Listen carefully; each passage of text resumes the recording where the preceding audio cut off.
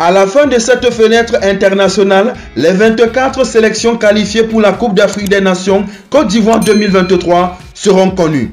Occasion pour nous de vous présenter les enjeux des dernières oppositions où 9 places pour la grande messe du football africain sont encore à prendre.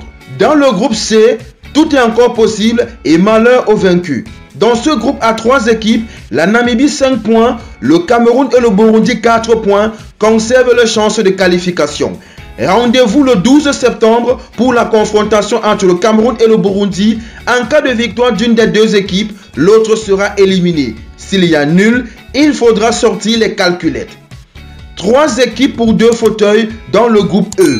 Le Ghana 9 points, l'Angola 8 points, la RCA 7 points se disputent encore la qualification pour la phase finale de la compétition. Madagascar avec ses 2 points est éliminé. L'Angola jouera sa qualification à domicile contre Madagascar et le Ghana sera opposé à la Centrafrique. Le vainqueur sera directement qualifié pour la CAN. Les Black Stars, leaders du groupe, comptent 9 points mais pourraient être éliminés à la différence de but en cas de défaite et de victoire de l'Angola dans l'autre match. Dans le groupe F, l'Algérie est déjà en Côte d'Ivoire et la seconde place se jouera entre la Tanzanie et l'Ouganda. Les Kilimanjaro Stars se déplacent à Annaba et les Fennecs comptent terminer leur campagne par un sans faute. L'Ouganda doit impérativement battre le Niger et espérer un faux pas de la Tanzanie en Algérie. Et même dans ce cas de figure, l'Ouganda devra avoir un goal average plus avantageux que la Tanzanie pour se qualifier. Le Niger, 4e de la poule, est éliminé. Le groupe G cherche toujours son deuxième qualifié. Le Mali 12 points s'est qualifié la journée précédente. La seconde place pour la Côte d'Ivoire se jouera entre la Gambie 9 points et le Congo 6 points. La Gambie reçoit le Congo lors de l'ultime journée. Les Diables Rouges doivent impérativement gagner pour se qualifier alors qu'un nul suffira pour les Scorpions. Le Soudan du Sud est éliminé.